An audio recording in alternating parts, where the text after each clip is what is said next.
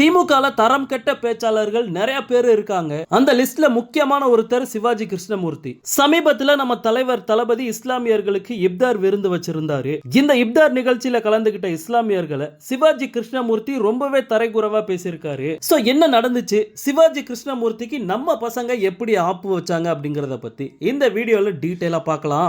இஸ்லாமியர்கள் புனித பண்டிகையா ரம்ஜானை கொண்டாடிக்கிட்டு இருக்காங்க. இப்படிப்பட்ட சூழல்ல இந்த பண்டிகை அடுத்த மாசம் வரப்போகுது. சோ வழக்கம் போல ரம்ஜான் பண்டிகைக்கு முன்னாடி இஸ்லாமியர்கள் நோன்பு கடைபிடிச்சுக்கிட்டு இருக்காங்க. இந்த நோன்பு காலத்துல இஸ்லாமியர்களுக்கு இப்தார் விருந்து அப்படிங்கிற பேருல அரசியல் கட்சிகள் விருந்து வச்சுக்கிட்டு இருக்காங்க. அந்த வகையில சமீபத்துல தமிழக வெற்றி கழகம் சார்பா இஸ்லாமியர்களுக்கு இப்தார் விருந்து நிகழ்ச்சி நடந்துச்சு. இந்த நிகழ்ச்சியில தமிழக வெற்றி கழகத்தோட தலைவர் தளபதியும் பாத்தீங்கன்னா கலந்துகிட்டாரு.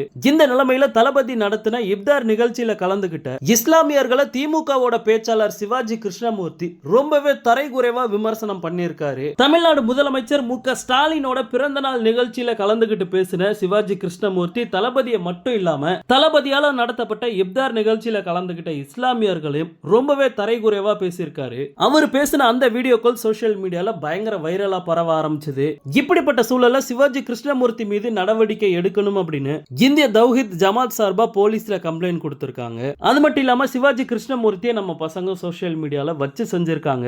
இப்படியே போனா நம்மள சும்மா விட மாட்டாங்க போல அப்படின்னு தெரிஞ்சுக்கிட்ட சிவாஜி கிருஷ்ணமூர்த்தி இஸ்லாமியர்கள் கிட்ட மன்னிப்பு கேட்கிற மாதிரி ஒரு வீடியோ போட்டிருக்காரு. இவர மாதிரி ஒரு தரம் கெட்ட பேச்சாளரை திமுக இனிமேலும் வச்சிருந்தாங்க அப்படின்னா திமுகவை இவனுங்களே அழிச்சிருவானுங்க, வேற யாரும் தேவையில்ல.